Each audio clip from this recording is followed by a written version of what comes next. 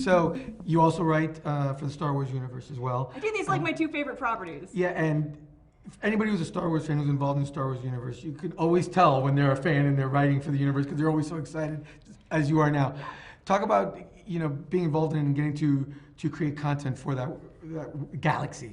I'm a huge Star Wars fan. I have my original Ewoks from like 1983. I've got my opening crawl bracelet from Love and Madness. These are awesome. Let's hold this up. I mean, yeah, it's got all the words from the opening crawl.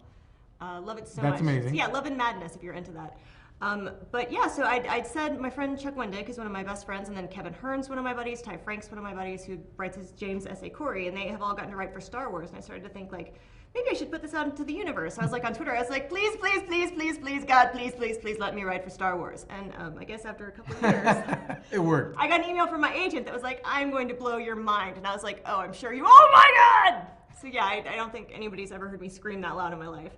And that was for The Perfect Weapon, which is the story of Bazine Natal. She is the mercenary in Maz Kanata's castle on Takodana in The Force Awakens, who has like the black skull cap, very stark black eyebrows, and then kind of black squiggly shirt. And I think she says, and it translates as, she's the one who alerts the First Order to the fact that Rey and BB-8 have come onto the planet. And it was super exciting because it was one of the first things written for The Force Awakens, one of the first things written in the new canon, and I had a lot of free reign. Like there was one point in time where I'm going back to my like Star Wars RPG card game roots where I'm having all these ideas. I'm like, oh, I'm gonna use the Night Sisters and the Rain Corps, and then they're like, no, just make up a new planet. And I was like, you trust me I was gonna ask to you how make much, up a planet? I was going to ask you how much leeway they gave you to work inside the canon. So they kind of said, go ahead, go crazy, and start coming up with new stuff? Well, it's like anytime you're working in someone else's sandbox, you usually give them a host of ideas of things that you'd like to write, and then they kind of massage those until you find something that's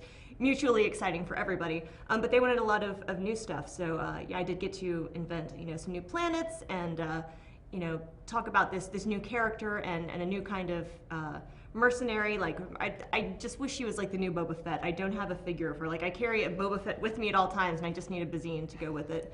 But like she has her fingers are black from here down, and so I got to like invent the reason that her fingers are black. Well, we know you've already told me you're not a very good liar, so we wouldn't want you to lie. But will you be perhaps writing for the Star Wars universe again in the future? I hope so. They know where to find me. I love you guys. Please call me.